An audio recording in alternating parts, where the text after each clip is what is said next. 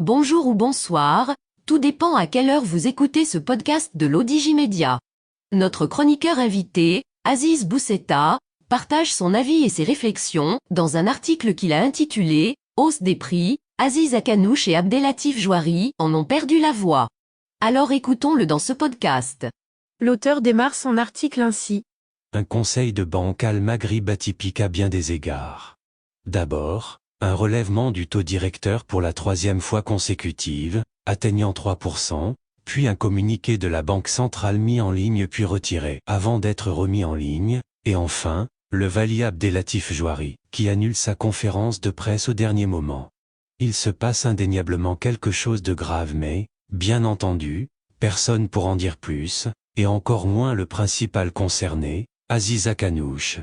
État des lieux en février 2023, selon le HCP. Inflation en hausse à 10,1%. Indice des produits alimentaires de 20,1%. Et en janvier 2023, toujours selon le HCP. Inflation de 8,9%. Indice des produits alimentaires de 16,8%. Inflation à deux chiffres, donc, après une prévision par la Banque centrale d'une inflation moyenne à 3,9% en 2023, 2% pour le très optimiste gouvernement.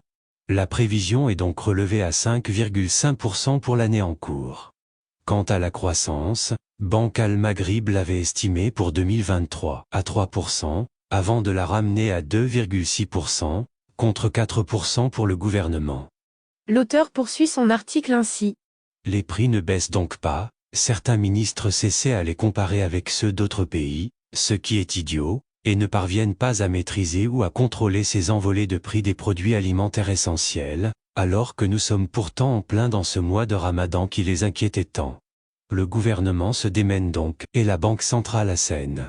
Dans son communiqué furtif qui surgit, s'escamote et réapparaît, les chiffres ne sont pas bons, mais alors vraiment pas, et Banque Al-Maghrib insiste sur la décompensation prévue pour 2024, ce qui rappelle l'extraordinaire cafouillage de Fouzi Lekja à ce propos, précipitamment rétropédalé quelques jours après par Nadia Feta, en novembre dernier.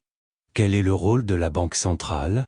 Élaborer, en toute indépendance, la politique monétaire du royaume et conduire, en toute autonomie, les mesures de contrôle de l'inflation.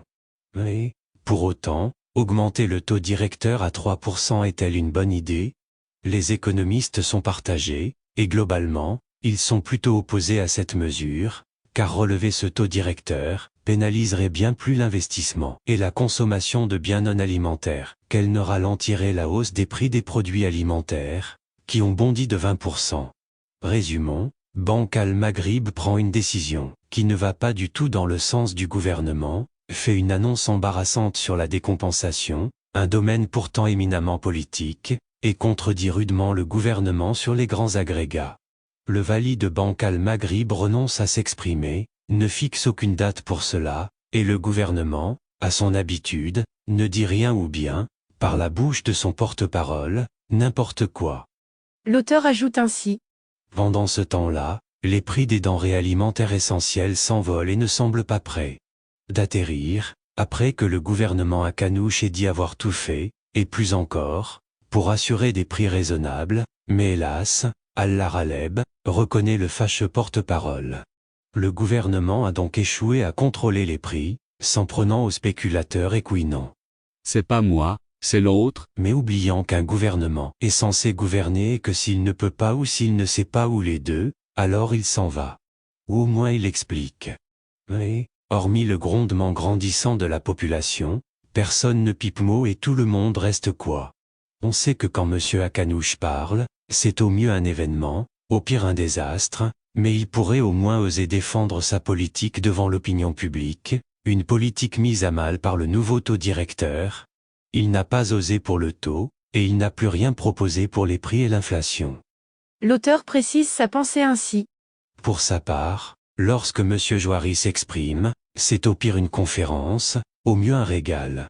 Le public s'intéresse aux prises de parole d'Abdelatif Jouari pour la forme et pour le fond. Le Wali de Banque Al-Maghrib s'est en effet admirablement usé et même abusé de son inimitable et délicieux accent fassi, comme il est passé maître dans l'art des petites phrases.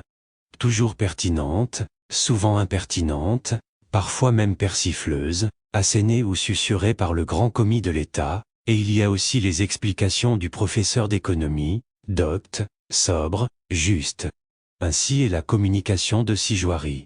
Alors, quand il ne dit rien, c'est qu'il ne sait quoi dire ou plutôt ne peut rien dire, et dans les deux cas, c'est grave. Banque Al-Maghrib ne nous a pas habitués à ce genre de travail improvisé, précipité, bâclé, peu assuré, peu rassurant. On dit les deux hommes opposés sur la conduite à tenir face à la conjoncture économique et la réalité monétaire. Ils ne sont pas obligés d'être d'accord sur la théorie, mais ils sont tenus de s'accorder sur l'essentiel, et l'essentiel est l'action, l'information et l'explication. L'auteur conclut son article ainsi. Donc, alors que l'inflation est désormais à 2 chiffres, nous avons un communiqué de la Banque centrale qui joue au yo-yo, le valide de cette même banque qui disparaît sans raison valable autre que de mystérieuses raisons personnelles, un porte-parole qui reconnaît l'incapacité du gouvernement à gouverner, un chef du gouvernement qui renonce à ses responsabilités politiques, pendant que les prix d'à peu près tout, l'alimentaire surtout, qui volent et s'envolent. Le casting gouvernemental est-il rassurant, voire compétent? Il faut croire que non. Doit-on s'inquiéter? Il faut dire que oui. Rédigé par Aziz Bousseta, élu par l'intelligence artificielle de l'Odigimédia. Merci d'avoir écouté ce podcast de l'Odigimédia, ce bouquet de supports numériques, portail, magazine mensuel connecté, web radio et web TV. N'oubliez pas de télécharger notre application l'Odigi Mobile sur Play Store et de vous abonner à notre chaîne YouTube l'Odigi TV. Vous pouvez, aussi, nous suivre sur nos réseaux sociaux, Instagram, Facebook, TikTok, LinkedIn et Twitter. Ou encore, vous inscrire sur notre newsletter quotidienne à partir du portail lodigi.ma. Alors, on se dit au prochain podcast de nos chroniqueurs invités. Et à très bientôt, si et seulement si vous le voulez bien.